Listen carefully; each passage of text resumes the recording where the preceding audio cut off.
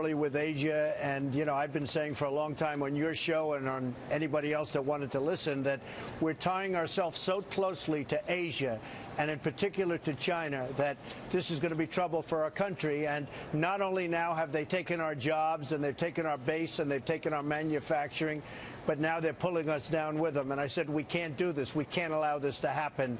And we have to do a big uncoupling pretty soon before it's too late. I've been saying this for a long time, Bill. Do you have any theory about why the Chinese economy is collapsing? Do you have any knowledge of it at all? Because it's funny money. They devalue their currency constantly in order to take our jobs and lots of other countries' jobs, frankly. They've done a pretty big number in Europe, too. Not as good as they've done to us. I said the other day, this is the greatest theft in the history of America, with the money that they've taken out. We have rebuilt China, but now it's gotten to a point. They've devalued their currency to take even more from us. And we have nobody that's competent. We have nobody that knows what's happening. We have nobody that knows how to handle China. And believe me, we have all the cards. But they've devalued to a point where they wanted to take even more money out, even more jobs out, increase, and all of a sudden they have a big, fat, beautiful balloon that is popping right now. But it's taking us with us. Very briefly, say you're talking to somebody on the street and they go, Mr. Trump, I don't really understand what devalue the currency means. What does that mean to me? I buy stocks in my IRA. I expect them to be, profitable. And now they're not because of China devaluating their economy. What does that mean? Well, they're not devaluing their economy. They're actually, in some ways, currency. Increasing their yen. They're devaluing their currency, and by doing that, they're cheapening their currency, and they're making it very inexpensive. They will be able to make goods for far less than our goods. We make great product, but it's impossible to compete when the product is so much more expensive. All right, so eventually, what they're doing, though, leads to depression, Bill. They're flooding money eventually. All right. So they got 1.5 billion people, and they're flooding money into the provinces around so that people don't starve because there's not enough legitimate business to support 1.5 billion people.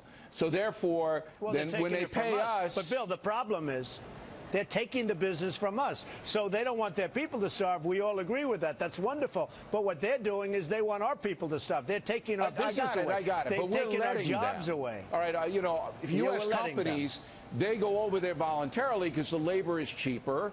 But now the U.S. companies are being paid back with money that's not worth as much money as they made the deal. So they're getting hosed, aren't they? Well, not only that, how about we owe them $1.4 trillion, and those dollars become strong? The word strong dollar sounds good, but it's costing us a lot of money. There's some nice things about having a strong dollar, but there are some really bad things. And number one bad thing is we're not exporting anything. We are going to be in big trouble. It's getting worse and worse. And ultimately, the balloon is going to pop, and it's going to get very ugly. And you're starting to see the beginning of that. Okay. Now, the reason that a lot of politicians favor the trade with China is because when China's tethered to us by having so much of our debt holding our bonds, it's less likely they will cause military trouble to us. So if you're tethered to somebody economically, if your welfare means their welfare, then it's easier to control them. That is the original intent of all these Chinese deals, is it not? I don't think so at all. I don't think it's the intent. It's not the military intent. If you look at China with the wars with Japan, Japan would constantly beat them in wars. So I don't think that's the problem. I think the problem that we have is that we have a country that got away with murder for many years. They built their bridges, their roads, their everything. They built infrastructure, their airports, like we don't see in this country. Where are we building airports? And look at LaGuardia Airport, look at Kennedy, look at LAX and Los Angeles. They're like third world airports. So you're not buying the fact that keeping your enemy close. I don't believe that. Keeping your enemy close is a good geopolitical strategy. You don't buy that. No, I don't believe that. I don't believe that ever took place. I think that what has happened is China has gone out of its way to devalue. They got away with it. They kept devaluing, and all of a sudden they built this monster, but they've also built a monster bubble. Okay. Two people coming to the United States of note in September. The Pope, okay, and the President of China is coming. A man named Xi Jinping. Do you know Xi Jinping? I never heard of him. I don't know who he is. But he's the president. He's coming smart. over. He's getting a big dinner free at the White House, addressing the UN. If you were president, would you throw him a big dinner? I would not be throwing him a dinner. We've had this conversation. I'd get him a McDonald's hamburger and I'd say, we got to get down to work because you can't continue to devalue. You know, we'll give him a state dinner. And what he's done is sucked all of our jobs, and he's sucked the money right out of our country. It. U.S. companies do it. They're doing it. So you would be confrontational with the Chinese? You're saying, look, I'm not giving you a dinner. Here's a Big Mac? I mean, really? Is that what you're going to do? I would give him but I'd give him probably a double-sized Big Mac. Look, it's not so much the companies, it's our government that allowed China to do this to us. I don't buy that for a second. Those companies, they go over there because they want as much money as they can. They go to Mexico. Our government lets them do it, but this is a free nation. So if they want to go and do it, you can't stop them. Now, you could punish them. Bill, our government should have stopped China from devaluing. They never even bring them up. It's the number. Of course they can. How? You know how they can? Yeah, how? Very simply. Bill, it's so simple. They put a tariff on Chinese goods. All right, you know, China. Then you got a trade war. All right, then you got to trade. You have to do that, and then you bring it back to normal.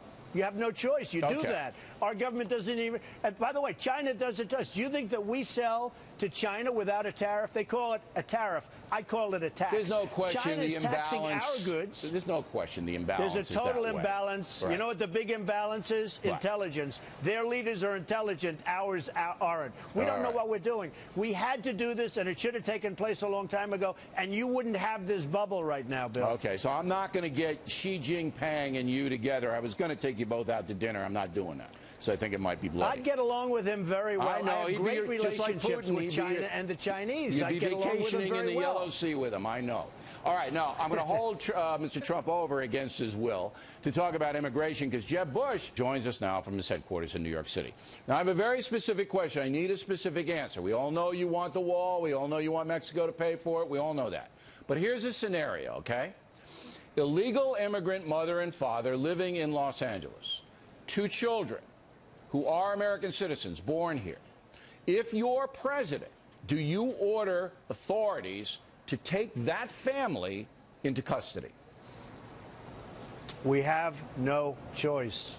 I'm sorry, Bill. We have to bring them out, and if they're wonderful people, which I'm sure they will be, and we have so many wonderful people, we'll bring them back in an expedited fashion. But we are a land of laws. We have borders. You said it. They're illegal immigrants. They're not supposed to be here. Mexico won't take them. You know, Mexico is the toughest there is almost in the world in terms of getting people to come in. They can't come in. You can't become a citizen of Mexico. They laugh at us. They can't believe the stupidity of the United States. But we have no choice. And we'll bring them back if they've done a good job. We bring them back, Bill. Okay, if they've done a good job, we bring them back. I got the theory, all right? 2 American citizen kids, all right? You got 2 illegal alien parents. They're living in a house, a little house in the east side of Los Angeles.